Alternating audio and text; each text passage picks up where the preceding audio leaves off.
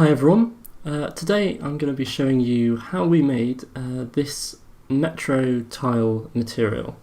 So these are the sort of tiles you might traditionally find in an old metro system like the London Underground, for example, but they've also become trendy to have in your bathroom or your kitchen.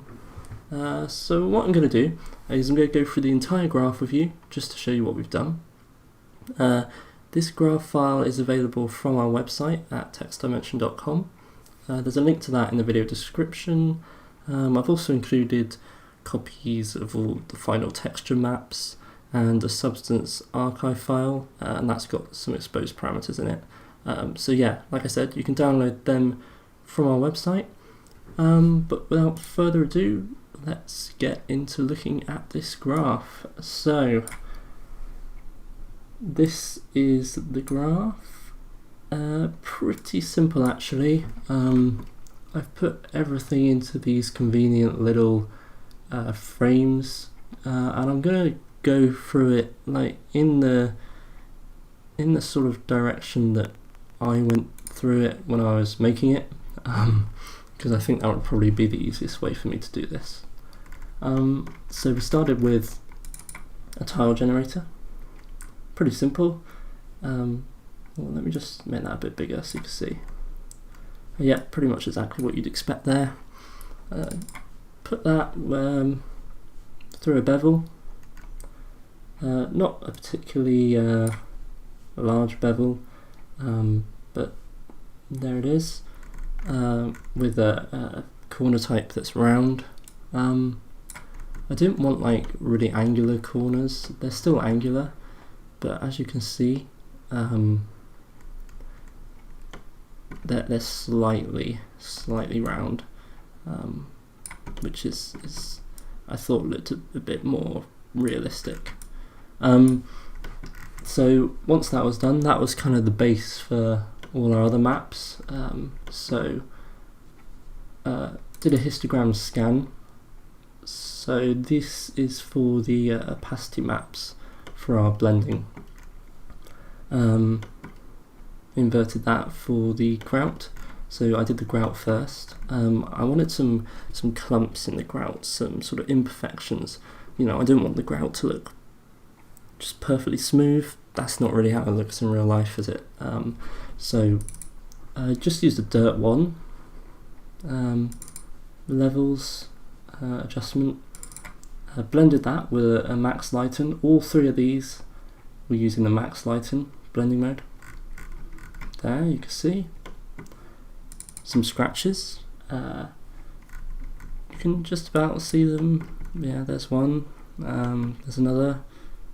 Just thought that kind of brought it to life a bit, made it a bit more realistic. You know, just a bit more realistic, a bit less computer generated looking. 6,000 scratches, so quite a lot. Again, blended. There we go. And then just some white noise. This is kind of the background texture to the grout, so it's a little bit it's got this roughness to it.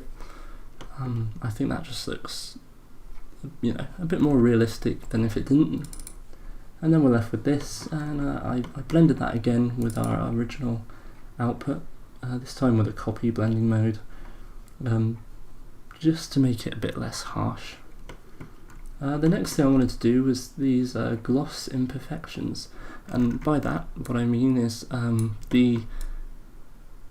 it's kind of hard to see. There we go. The reflection, it's not like perfectly sharp. You can see that it's got this bumpiness to it.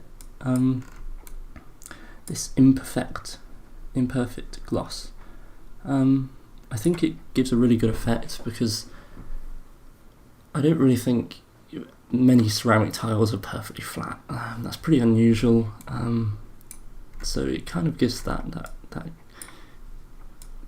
realistic effect. And yeah, I just think it looks a lot better than having sharp reflections. So what I did, fractal sum 3, transformation 2D. That's just to scale this up.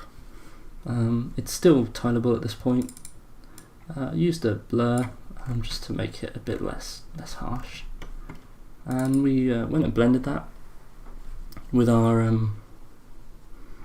last output from the Grout, and used that to drive a normal.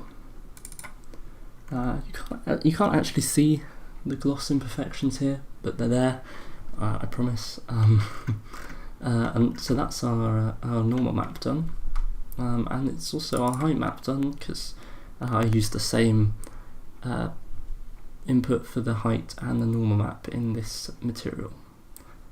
Next I moved on to the ambient occlusion. I didn't want too much ambient occlusion in this texture. I didn't think it was really appropriate, so just took an output again from our bevel and used the levels just to decrease the amount of black in the ambient occlusion, so it's pretty, it's quite subtle, the ambient occlusion. There we go. Then I moved on to the roughness.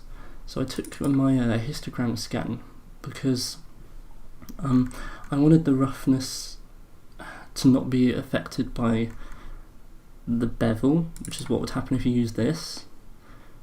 I wanted the roughness to be on the whole tile and the whole grout. So took this, inverted it, and then we just got some black and white spots, 3, for our roughness. I just think, it's kind of simple. The roughness wasn't too important. It's like barely visible, but I just think, just to add a little bit, just a very subtle, tiny bit, improves the texture, improves its realism. There we go. Blended it again. You can barely see it, but it is there. Slightly decreased the amount of black in this, just so, and the amount of white. Sorry, so both. Just sort of met in the middle somewhere, with the white, and then slightly decrease the blacks, so it's still reflective, but I didn't want it obviously completely reflective. That wouldn't look too realistic, but quite reflective. So I thought this is a good balance. And then the grout, very much the opposite. And then to get some texture on the roughness of the grout, I just brought this from our Imperfections and blended it.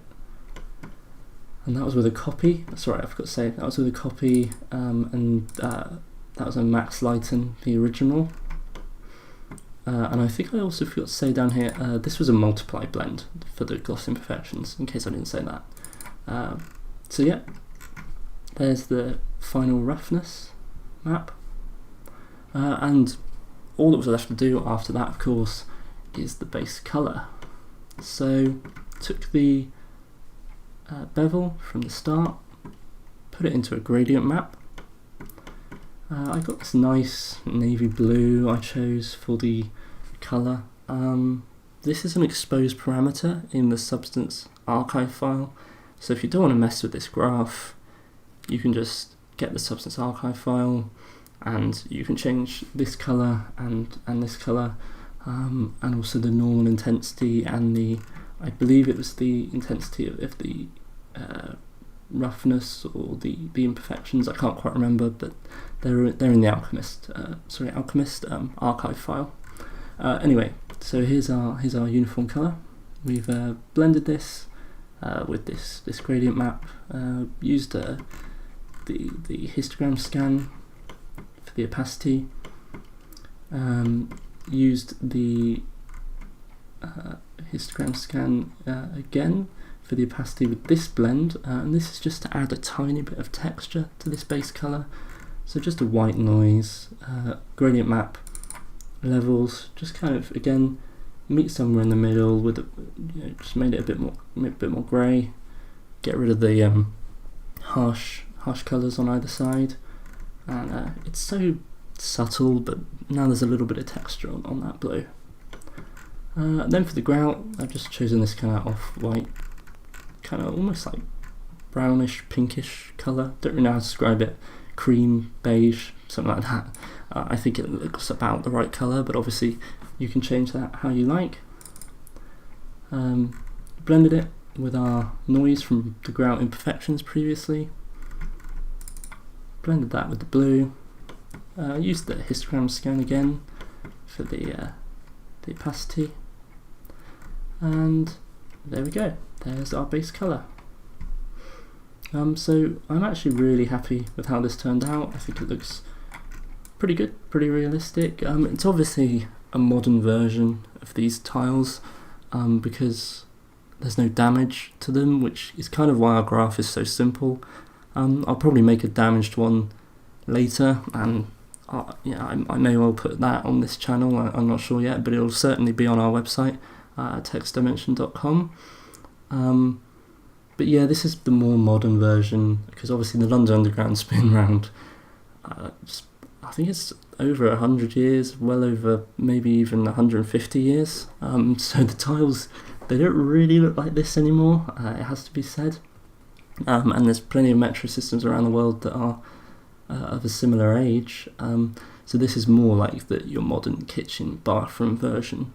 But obviously if you're making a video game set a century ago or something, they'd probably be good for a metro system there. Anyway, yeah guys, thank you very much for watching. Like I said, you can get this material from our website at textdimension.com, links in the video description.